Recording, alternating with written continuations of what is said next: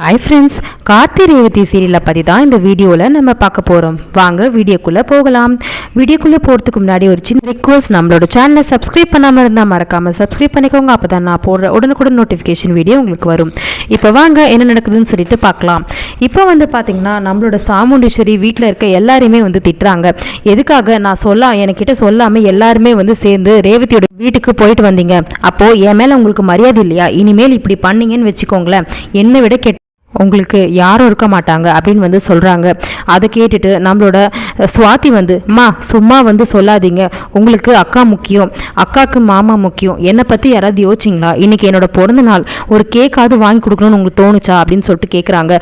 அப்போ சாமுண்டீஸ்வரி, ஐயோ சுவாதி சாரிம்மா, நான் மறந்துட்டேன், அம்மாவுக்கு ஞாபகமே சந்திரா உடனே ஒரு கேக் ஆர்டர் பண்ணு, நம்ம சுவாதிக்கு கேக் கட் பண்ணலாம் அப்படின்னு சொல்கிறாங்க. அப்போ ஒன்றும் தேவையில்லம்மா, போங்கம்மா, நீங்கள் ஞாபகம் வச்சுக்கல, ஆனால் கார்த்தி மாமா ஞாபகம் வச்சு என்னோட பர்த்டேவை செலிப்ரேட் பண்ணாரு தெரியுமா அப்படின்னு சொல்லும் போது, சரி விடு, நான் செலிப்ரேட் பண்ணுறேன், இப்போ நான் வாங்கி கொடுக்குற கேக்கை நீ கட் பண்ணு அப்படின்னு சாமுண்டீஸ்வரி சொல்கிறாங்க.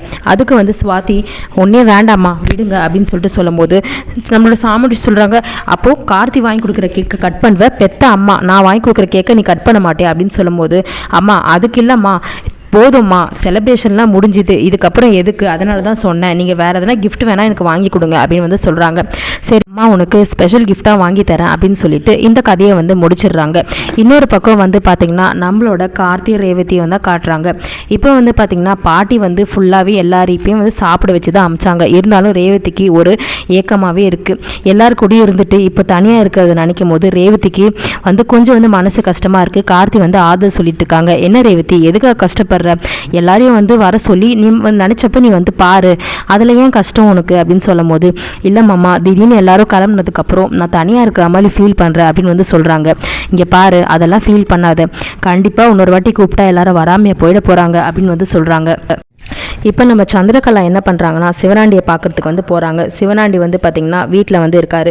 வா சந்திரா, என்ன ஏதாவது விஷயமா அப்படின்னு சொல்லிட்டு கேட்கும் போது, இல்லைங்க, நான் ஒரு முக்கியமான விஷயத்தோடு தான் வந்தேன் அப்படின்னு சொல்லும்போது, என்ன உங்கள் அக்கா எப்படி இருக்கிறா, ரேவதி போயிட்டான்னு சொல்லிட்டு இன்னும் துக்கமாக தான் இருக்காளா, இல்லை பழையபடி மாறிட்டாளா அப்படின்னு சொல்லிட்டு கேட்டுட்ருக்காங்க. அதுக்கு சந்திரகலா அப்படிலாம் இல்லைங்க, அவள் 30 நாளுக்குள்ளே கார்த்திகிட்ட இருந்து ரேவதியை பிரித்து காட்டுறேன்னு சொல்லிட்டு சவால் விட்டுட்டு வந்திருக்கான் அந்த கார்த்திகிட்ட. அது நடக்குமான்னு தெரியல அப்படின்னு சொல்லிட்டு, ஆமாம் சந்திரா, இப்போ நம்ம பண்ண போகிற விஷயம் தாங்க எல்லாமே காரணம் அப்படின்னு சொல்கிறாங்க.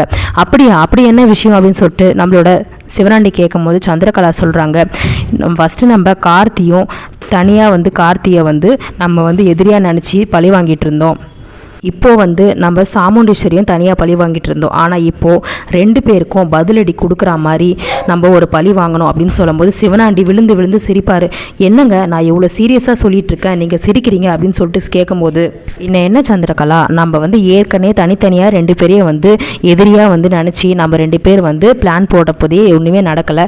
இப்போ 2 பேர், கார்த்தியோட மைண்ட் செட் வேறு, சாமுண்டீஸ்வரியோட மைண்ட் செட் வேறு, இவங்கள சேர்த்து நம்ம பழி வாங்க முடியுமா அப்படின்னு சொல்லிட்டு கேட்கும்போது, முடியுங்க, இவங்க 2 பேருக்குமே ஆதரவாக இருக்கிறது, உயிராக நினைக்கிறது அந்த ரேவதி தான். அந்த ரேவதியை ஏதாச்சும் பண்ணால் 2 பேருக்கிட்டேயும் ஒரு மோதல் வரும், அதுதான் நம்மளுக்கு ஒரு நல்ல விஷயம் அப்படின்னு சொல்கிறாங்க. அப்படியா, ரேவதி என்ன பண்ண போகிறாங்க? ஆமாங்க, ரேவதிக்கு ஏதாவது ஒன்று ஆச்சுன்னா காரணம் சாமுண்டீஸ்வரி என்ன நினைப்பா, கார்த்தி தான் இதுக்கு காரணம், என் பொண்ணை கூட்டிகிட்டு போயிட்டு இப்படி பண்ணிட்டான் அப்படின்னு சொல்லிட்டு நினைப்பான்.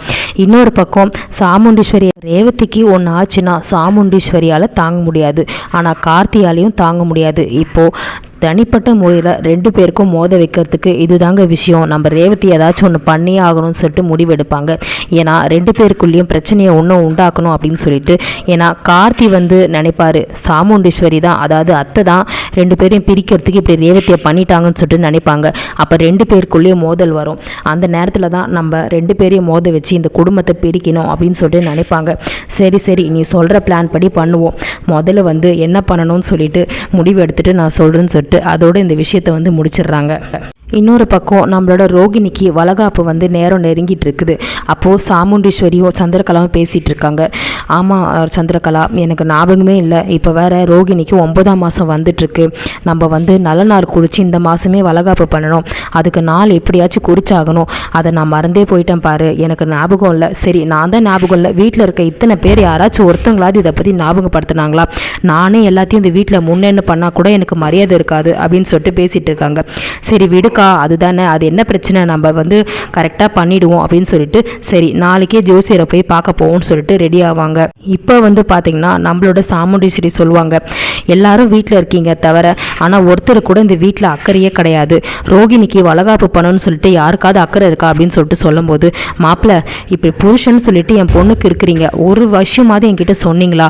9ஆம் மாதம் ஆரம்பிக்குதுன்னு சொல்லிட்டு ரோகிணி உனக்காவது தெரியாமல் போச்சே, இது தெரிஞ்ச விஷயம் தானேம்மா, நீங்களே வந்து சொல்லுவீங்க நான் எதிர்பார்த்தேன் அப்படின்னு சொல்லும்போது, என்னம்மா நீ இதெல்லாம் வந்து சொல்லணுமா? அம்மா வந்து உனக்கு நல்லபடியாக வளகாப்பு பண்ணுறேன். எத்தனை பேர் இந்த ஊரில் உன்னை தேவையில்லாமல் பேசியிருப்பாங்க, அவங்க வாயெல்லாம் அடக்கிற மாதிரி உனக்கு சந்தோஷமாக நான் வளகாப்பு பண்ணுறேன் அப்படின்னு வந்து சொல்கிறாங்க. சரி நானும் சந்திராவும் போயிட்டு ஜோசியரை பார்த்து நாள் குறிச்சிட்டு வரோம் அப்படின்னு வந்து சொல்கிறாங்க. இப்போ மயில்வாகனம் சொல்கிறாரு, மாமா நம்ம எல்லாரும் ஆசைப்பட்டபடி கார்த்திகை வந்து ரேவதிக்காக கட்டின வீட்டை போய் பார்த்துட்டு வரலாம் மாமா அப்படின்னு வந்து சொல்கிறாங்க. அப்போ வந்து ஆமாம் மாப்பிள்ள, இவ வந்துட்டானா என்ன பண்ணுறது, அதெல்லாம் முடியாது, ஜோசியக்கார வீடு ரொம்ப தூரம் இருக்குது, அவங்க வர்றதுக்கு எப்படியும் சாயங்காலம் ஆகிடும், அதுக்குள்ளே நம்ம போயிட்டு வந்துடலாம் மாமா அப்படின்னு சொல்லும் போது, கரெக்டு மாப்பிள்ள, சரி எதுக்கும் மாப்பிள்ளைக்கு ஒரு வாட்டி ஃபோன் பண்ணிடலாம் அப்படின்னு சொல்லிட்டு கார்த்திக் வந்து ஃபோன் பண்ணுறாரு. நம்ம மயில்வாகணும் இந்த மாதிரி எங்கள் எல்லாருக்கும் ஒரு ஆசை சகலை அப்படின்னு வந்து சொல்கிறாங்க.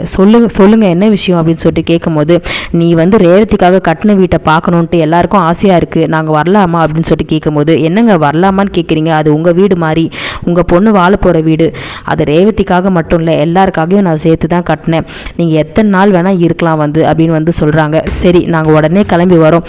சரி அத்தை என்ன சொன்னாங்க, அத்தை ஏற்கனவே நேற்று போனதை கண்டுபிடிச்சிட்டாங்க, இருந்தாலும் இப்போ நாங்கள் எல்லாரும் அத்தைக்கு தெரியாமல் தான் வரோம். அத்தை இப்போது ரோகிணிக்கு வந்து நாள் குறிக்கிறதுக்காக ஜோசியரை பார்க்க போகிறாங்க, அந்த கேப்பில் நாங்கள் வந்து பார்த்துட்டு போயிடுறோம் அப்படின்னு வந்து சொல்கிறாங்க.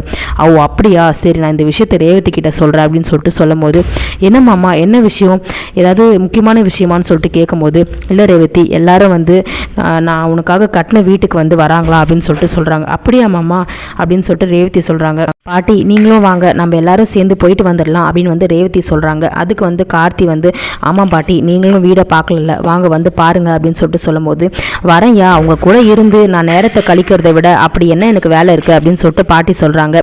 சரின்னு சொல்லிட்டு எல்லாரும் என்ன பண்ணுறாங்க, ரேவதி வந்து எல்லாரும் ரேவதி கார்த்தி அப்புறம் அந்த குடும்பத்தில் இருந்து எல்லாருமே வந்து பார்த்திங்கன்னா இந்த வீட்டுக்கு வந்து வராங்க. அப்போ ஜாலியாக வந்து பேசிகிட்டு இருக்காங்க. பாட்டி வந்து சமைச்சு எல்லாருக்குமே வந்து பரிமாறிட்டு இருக்காங்க.